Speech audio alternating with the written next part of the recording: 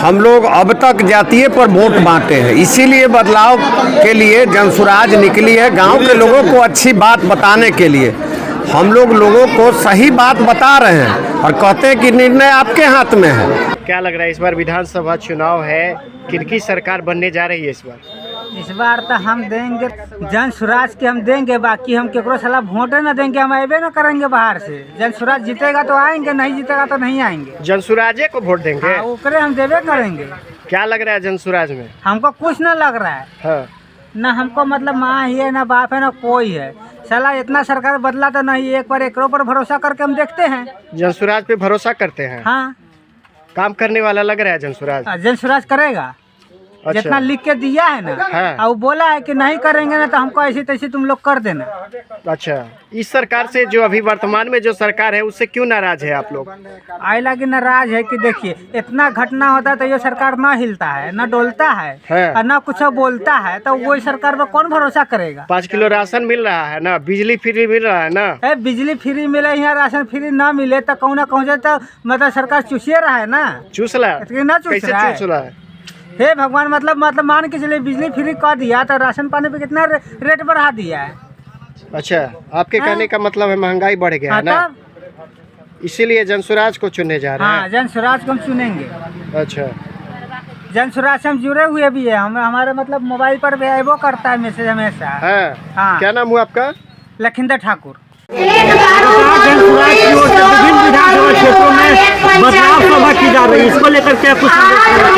बिहार में जरूरत है इसकी बदलाव की, क्योंकि अब तक की जो सरकार है जातीयता पर वोट ले ली है। हम लोग अब तक जातीय पर वोट बांटे हैं, इसीलिए बदलाव के लिए जनसुराज निकली है। गांव के लोगों को अच्छी बात बताने के लिए हम लोगों को सही बात बता रहे हैं और कहते हैं कि निर्णय आपके हाथ में है। हम लोग गारंटी कार्ड दिए हैं। बिहार को जरूरत है अन्य राज्य के बराबर में लाने के लिए स्थानीय स्तर पर शिक्षा, स्थानीय स्तर पर रोजगार और स्थानीय स्तर पर स्वास्थ्य की व्यवस्था। ये 3 काम जब यहाँ कर देंगे तो सरकार पर निर्भरता ऑलरेडी खत्म हो जाएगा। 15-20 हज़ार रुपया लोग बाहर कमाता है, उसमें से आधा से ज़्यादा रुपया वहीं खर्च हो जाता है। जब बिहार में रोजगार दे देंगे तो पूरा रुपया यही होगा, और नौकरी करने वाले तो नौकरी करेंगे, यहाँ के रोजगार वाले को भी पैसा का आमदनी बढ़ जाएगा।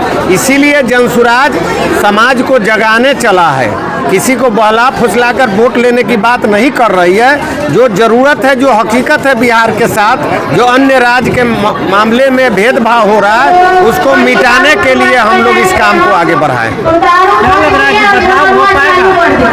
सालों से जो विभिन्न पार्टियां निश्चित होगा, चूँकि जनता अब जागरूक हो गई है, जनता अपनी आवश्यकता समझती है, इसलिए हम लोग प्रयासरत हैं। जाति पर जिस समय वोट देना बिहार के लोग छोड़ देंगे, बदलाव हो जाएगा। जातीयता में जब नेता वोट लेते हैं तो वोट का वैल्यू घट जाता है। जात पर दिया हुआ वोट काम का नहीं रह जाता है। काम पर वोट देंगे, जो आदमी काम पर वोट लेता है तो उसको लगता है कि दूसरा बार यह काम नहीं करेंगे तो जनता के बीच हम नहीं जाएंगे।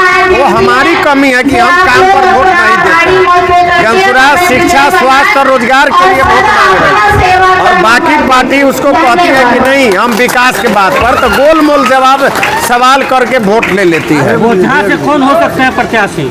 बोचहा से प्रत्याशी तो बगल में बैठे हुए दीपमाला जी, इनको 5 सभा करने का मौका दिया गया था और 25-25 नंबर का सभा है, और यहाँ जितने भी हमारे पार्टी के लोग हैं सब लोगों ने सभा अटेंड कराया है। इनका चौथा 1 सभा और बाकी है।